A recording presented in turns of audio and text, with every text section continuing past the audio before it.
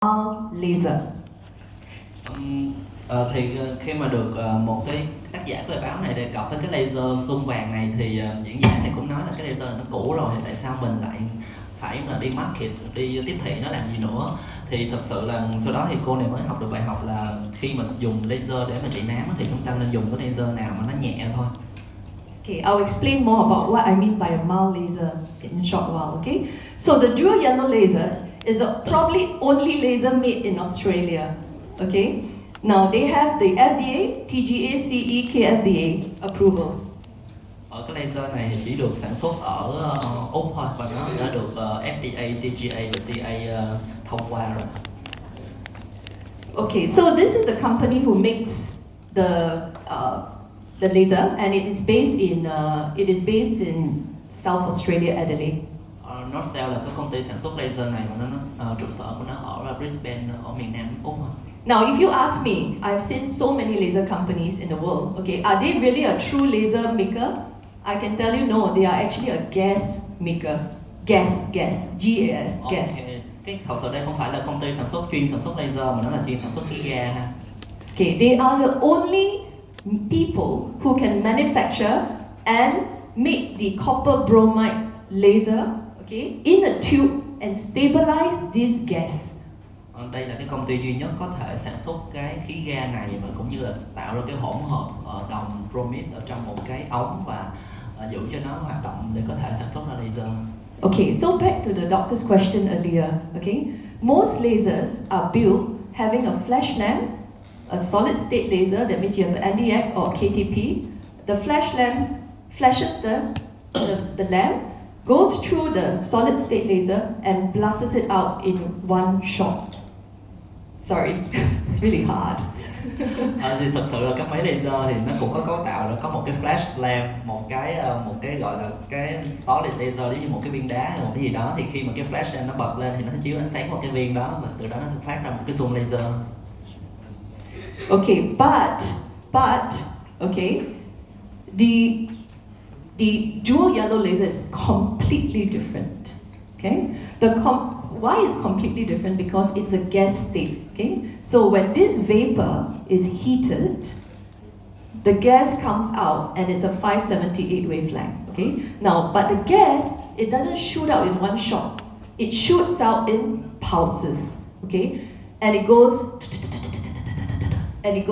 22,000 shots or pulses per second.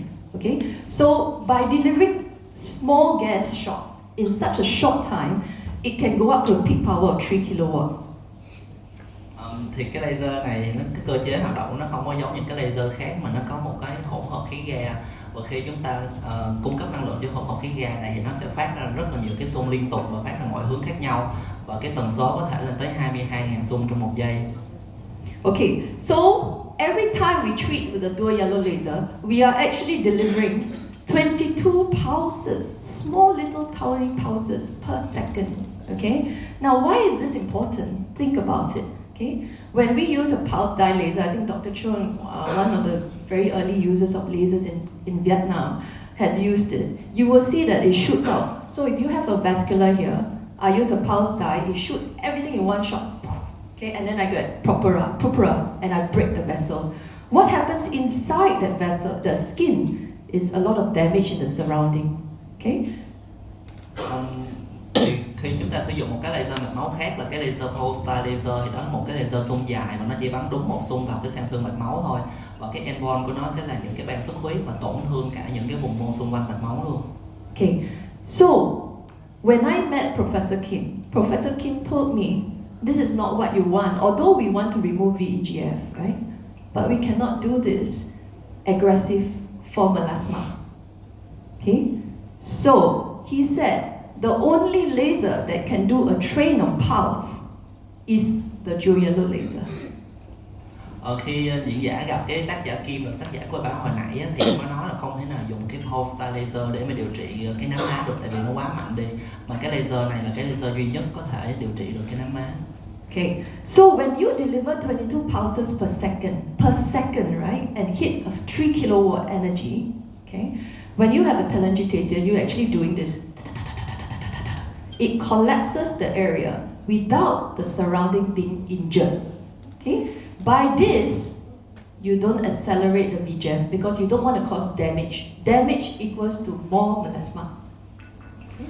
Khi sử dụng cái laser này thì nó sẽ phát ra 22.000 xung trong 1 giây với cái mật độ công suất là 3 kW và nó đi rất là nhanh, nó kêu và nó chỉ làm tổn thương đúng cái mạch máu đó thôi, nó sẽ không làm tổn thương những cái vùng mô xung quanh. Và khi không làm tổn thương vùng mô xung quanh thì nó sẽ không gây tăng sản xuất VEGF và do đó nó sẽ không có bị nặng lên cái tình trạng nám. Okay, so by this 22,000 pulses, okay, we call it the fast age micropulse technology, is only found in the copper bromide laser. Okay. Cái công nghệ siêu vi xung này thì chỉ có cái máy laser này có cái công nghệ này thôi, nó phát ra 22.000 xung trong 1 giây. Okay, so that is the key difference, may I answer to the doctor's question, between a solid state laser, KTP, Nd:YAG laser, where everything comes up in one shot, okay, or a diode. Okay, so the diode lasers will be like Pro Yellow or all the different yellows who will claim the same wavelength, they have the same wavelength, but it goes through a solid state. So when it goes through a solid state, it comes up all in one shot. Now when you come out all in one shot, there is a lot of damage in the skin, okay? And the damage causes your melasma rebound.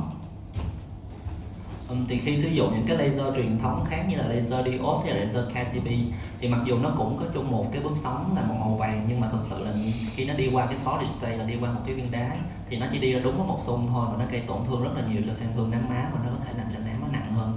Okay, can we press play on this? Can we press play? There's a video.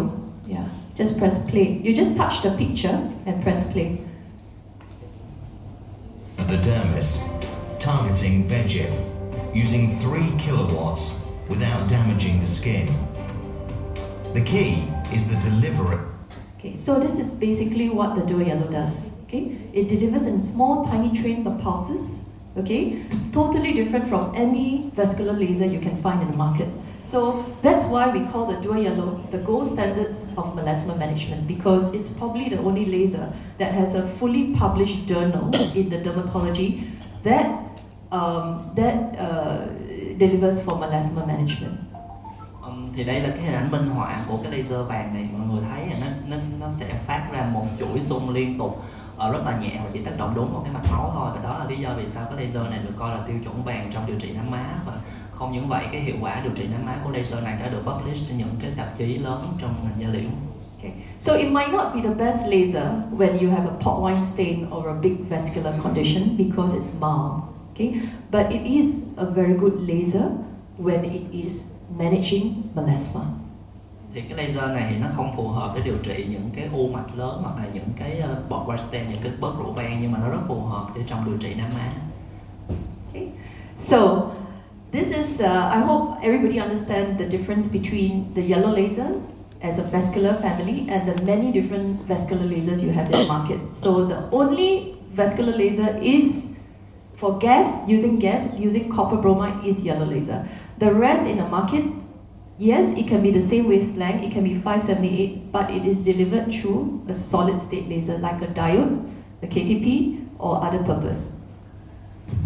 Thì cái laser này là cái laser duy nhất trên thị trường mà sử dụng cái khí ga để mà sản xuất ra laser. Còn tất cả những cái loại laser khác mặc dù nó cũng có thể là bước sóng 578 nanomet nhưng mà nó không dùng khí ga mà nó dùng cái solid state, có thể là diode hoặc là cái KTP hoặc là cái gì đó. Okay, so we have a website, a yellow laser, Instagram to follow and everything. So we actually distribute the dual yellow laser across 8 countries in this area. So we have many discussionary sessions that we run for melasma management across different regions, and we hope that you are most welcome to join us. So can click into our Facebook, and whenever we have a session running, we will be putting it up into the sessions, and you're welcome to join us in many parts of Asia. Thì đây là những cái trang mạng xã hội Instagram, Facebook của công ty ha. Thì những cái trang mạng này có thể post những cái CME, những cái buổi session huấn luyện, thì mọi người có thể tham gia để mà nhận được cái thông báo và có thể tham gia những cái buổi đó luôn. Okay, so that was the story about the VEGF, right? As per what Dr. Chu was explaining earlier about many components of melasma management. Now, Tiếp theo là cái phần của đã kết thúc cái phần nói về cái laser xung vàng, tiếp theo chúng ta đi tới cái siêu firm. Okay, so now we are very much like you. When we started in Singapore and Malaysia, we start with Q-switch. We hit the pigments and remove them. Okay. The second step we went into is to say, okay, so we have a lot of sun in Southeast Asia. So one of the things that aggravate melasma is VEGF. Okay, so we want to stop that. So we work with the yellow laser, right? Now the third thing that we realized, and the Koreans are talking a lot about it and doing a lot of clinical work, is that to improve the condition of the dermis, as per what Dr. Chu was explaining, the old aging fibroblasts, we need to repair. The skin barrier function, we need to repair. So that's why we introduced the full concept of melasma management using what you already have with Q-switch. Okay, then you need to analyze for your cells. Do you see a lot of patients with vascularity type of melasma? Then the yellow laser would be very important to combine with the Q-switch in the same sitting. You can combine. Okay. Now, if Thì đầu tiên thì tác giả cũng dùng cái laser Q-switch để mà điều trị những cái tổn thương sắc tố ở trong đám má, nhưng mà sau đó thì phải dùng thêm cái laser mạch máu để mà điều trị những cái là cái laser xung vàng đó, laser vàng đó, để điều trị những cái mạch máu ở trong đám má, làm giảm biểu hiện của cái VEGF, và đồng thời cũng phải để ý đến cái chuyện là mình phải sửa chữa cái lớp màng đáy ở trong cái đám má. So if you are very successful with managing that, okay, you also want to recondition the dermis, okay, and improve the fibroblast condition inside the dermis with a machine like Silfirm. Thì cái máy siêu firm này nó có tác dụng là nó tái cấu trúc cái lớp bì, cũng như là làm giảm cái fibroblast, những cái nguyên bào sợi mà nó bị già hóa. Okay, so again, very much like your market, okay, we face too many clinics doing too many laser toning in too frequent times, okay, and we really want to reduce the chances of hypopigmentation, okay. Thì cũng giống như các bạn thì chúng tôi cũng gặp cái tình trạng là có quá nhiều clinic mà dùng cái laser toning để điều trị nám với một cái tần suất là quá dày, nên là những cái laser này nó tác giả muốn làm giảm cái sử dụng cũng như giảm cái tần suất của laser toning lại. So one of the best ways to control and manage melasma is not continue to just tone the skin, but rather to control other factors of the dermis as well as the vascularity. Thì một trong những cách mà để kiểm soát đám má là không phải là chúng ta cứ dùng laser toning đâu, mà chúng ta phải sử dụng những cái phương pháp khác để mà kiểm soát cái mạch máu cũng như cái lớp bì ở trong đám má. Okay, so the introduction of Silfirm, as per one of the questions from the doctor earlier, what is the difference? The first microneedling therapy that came out into the medical aesthetic industry was actually the rollers or the stem. Sorry. Okay, it's okay, yeah. So the stem was the first fractional microneedle in the industry. Yeah, cái stem này là cái microneedle, là cái vi kim đầu tiên trong cái ngành công nghiệp. Yeah. Then the second machine that came out was the continuous type RF. So you have machines like Infini, if you have already heard, Infini, or you have machines like Intracell. Okay, so these were targeted for acne scars and the lifting. Cái công nghệ thứ hai trong cái ngành công nghiệp này là cái vi kim RF, mọi người cũng biết là cái máy Ultracell hoặc là cái máy Infini dùng để điều trị cái sẹo mụn, hoặc là cái dùng để nâng cơ mặt. Yeah. So the third generation, okay, is a totally different concept from the first two generation. The first two was targeting scars, lifting. Okay. Now Dr. Na, the founder of all these, the microneedling concept, Dr. Na Ranju, he is a Korean dermatologist. He founded this concept of microneedling. Okay, he decided to study more about the RF electrical frequencies, and he spent 3 years in Silicon Valley. Thì Dr. Na là một cái nhà da liễu người Hàn Quốc, thì người đã sáng tạo ra tất cả những cái công nghệ này, thì ông đã bỏ 3 năm ở trong cái thung lũng Silicon ở Mỹ để mà phát triển cái Silfirm, là một cái công nghệ thứ ba mà nó hoàn toàn khác với những cái hai công nghệ trước đó. Okay, so what he found, Dr. Na, after his study, is that he could pulse the RF. Okay, he pulsed the RF. So basically, he used a technique where, okay, the needle is non-insulated. Okay, so that means the needle here is non-insulated. Okay, so this is your basement membrane. Okay, when the needle is non-insulated, the RF electric, okay, goes this way. So he pulsed it in such a way where it will not burn the epidermis, but it will conduct the electrical pulses across this area enough to thicken the basement membrane and improve the fibroblast conditioning in this area. Dr. Na đã phát triển cái công nghệ RF theo dạng xung hay gọi là pulse RF, thì nó chỉ phát ra cái xung RF, nó không phát theo dọc theo cái kim đâu, mà nó chỉ phát ở cái đầu kim thôi, có nghĩa là tập trung ở vị trí ngay cái màng đáy để mà nó có thể làm cho cái màng đáy nó trở nên dày hơn, đồng thời là nó cải thiện những cái fibroblast, những cái nguyên màu sợi ở ngay cái lớp bì nông. So the secret of Silfirm is in the pulsing, where is what he patented, the now effect. Thì cái đặc trưng của cái Silfirm này chính là cái công nghệ phát xung, và cái công nghệ này đã được đăng ký bản quyền luôn. Okay, and the key thing is, how do I use enough to improve the basement membrane and to stimulate the electrolysis in this area without leaving heat, because melasma is sensitive to heat. Thì cái hay của cái này là làm sao mà chúng ta có thể kích thích mà để làm dày màng đáy, nhưng mà chúng ta không có để lại cái lượng nhiệt quá lớn, vì khi mà lượng nhiệt quá lớn thì chúng ta có thể làm nặng thêm cái tình trạng nám má. Okay, so your traditional machines that you have in the market now is continuous. Usually, this needle is insulated. Còn những cái loại RF khác đang có trên thị trường thì nó dùng cái gọi là continuous, phát liên tục luôn chứ không phải phát theo dạng xung, và những cái needle này nó là insulated. So only this point is non-insulated. Okay? Chỉ có cái phần mà nằm ở trong màng đáy là không có được cách ly thôi. And then when you poke it through, it increases. It has a continuous pulse all the way, so that you stimulate the collagen here. So it goes like that. The heat. Okay, the heat goes like that. Whereas this, it goes like that. You see the difference? Insulated, non-insulated, pulse, non-pulse. Thì khi mà tác động trên da thì cái lượng So insulated, the heat travels this way. Okay, it doesn't really reach to the basement membrane because it's deep. Okay, usually they work with the 2 mm, 2.5. It goes like that. The heat. Cái lượng nhiệt nó sẽ được lan tỏa ra giống như là hình sóng gì đó, hay mà cái này là phát liên tục chứ không phải phát theo dạng xung nữa. Silfirm, this way. Còn trong khi cái lượng nhiệt Pulsing. cái Silfirm á thì nó sẽ di chuyển lên trên chứ nó không có lan tỏa ra. Okay, so it doesn't leave too much heat, and you can work on melasma patient. These you cannot work on melasma patient. Hot equals melasma. Thì bởi vì cái lượng nhiệt nó chỉ di chuyển lên trên thôi, nên nó không có gây nặng thêm cái tình trạng nám, mà cái máy nó có thể dùng để điều trị nám.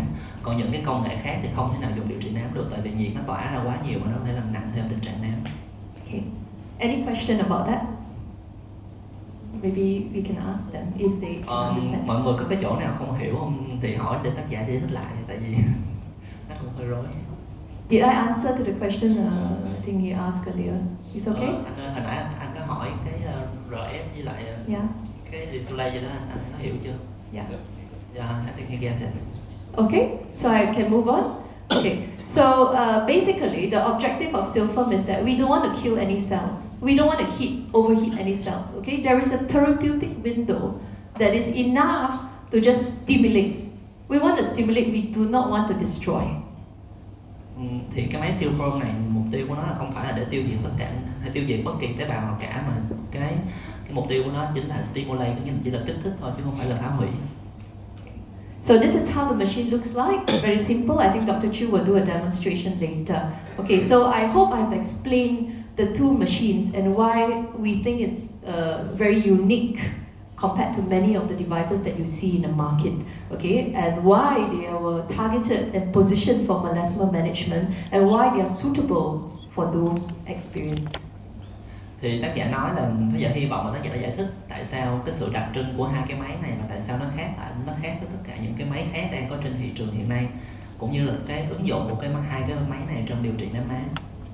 Okay, so we have Ideas Med. We have started a kind of what you call Center of Excellence. We call it IAs. Excuse me, can you say Oh, again? we have a Center of Excellence for Aesthetic Management. We call it IAs, where we run many discussionaries across Asia. Thì có một cái trung tâm chuyên về thẩm mỹ của ISMED gọi là IAs, và nó sẽ có những cái thảo luận về thẩm mỹ ở khắp châu Á. Okay.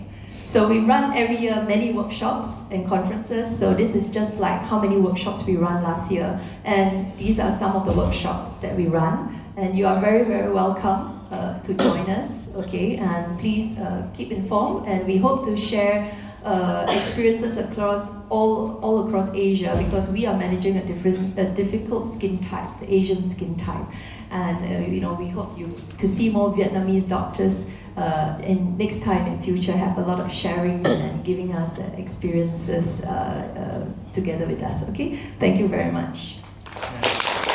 Những cái workshop này thì các tác giả hy vọng là người Việt Nam có thể tham gia nhiều hơn để chia sẻ nhiều kinh nghiệm hơn trong cái điều trị nám của người châu Á. Vâng,